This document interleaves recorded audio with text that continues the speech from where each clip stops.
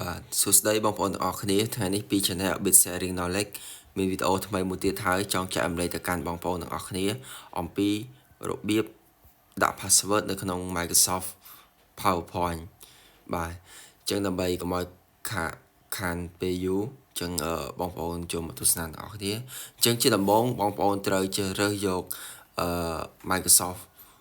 PowerPoint ណាមួយដែលជាកិច្ចការរបស់បងប្អូននឹងតែបងប្អូនចង់ដាក់ password ហ្នឹងជាងបងប្អូនជួយបើកវាមកបាទអញ្ចឹងបន្ទាប់មកបងប្អូនចូលមកកាន់ file តមកបងប្អូនចូលមកកាន់ info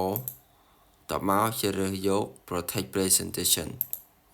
តមកបងប្អូនជ្រើសរើសយក encrypt with password តមកបងប្អូនធ្វើការដាក់ password ចឹង password បងប្អូនអាចដាក់ជាលេខជាអក្សរជានិមិត្តសញ្ញាអីក៏បានដែរចឹងសម្រាប់ admin ធ្វើការដាក់ password ជាលេខទៅចុះ1 2 3បាទចឹងកន្លែងទីនេះកម្មវិធី Microsoft PowerPoint គេបានឲ្យយើងនឹងប្រុងប្រយ័ត្នថាបើសិនជាយើងបាត់ឬមួយក៏ភ្លេច password ចឹងអា file ដែលយើងបានធ្វើការដាក់ password ហ្នឹងគឺចាត់ទុកជាមុខ KI គឺអាចធ្វើឲ្យកើតទេអញ្ចឹងគេ advise យើងឲ្យយើងនឹងបង្កើតបញ្ជីលេខសម្ងាត់ទៅដើម្បីជៀសវាងការដែលយើងភ្លេចឬមួយក៏បាត់អីចឹងណាបើសិនជាយើងបាត់ឬមួយក៏ភ្លេចចឹងគឺចប់ហើយបាទអញ្ចឹង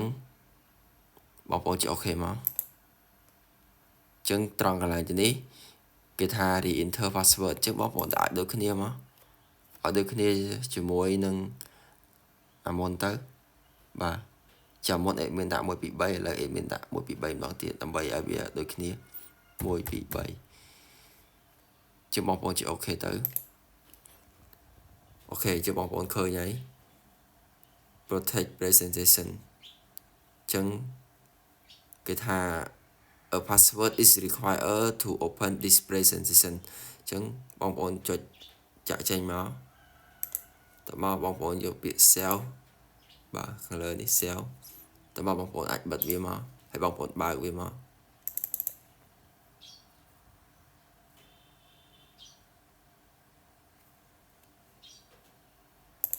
បាទគឺវាជាប់ password ហើយជាបងប្អូនដាក់ password មក1 2 3ដែរ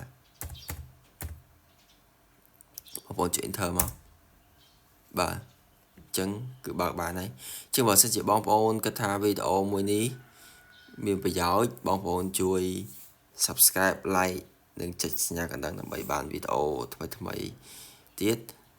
បាទអញ្ចឹងក្នុងវីដេអូនេះ admin មានតែប៉ុណ្្នឹងទេអរគុណជួបគ្នានៅវីដេអូក្រោយ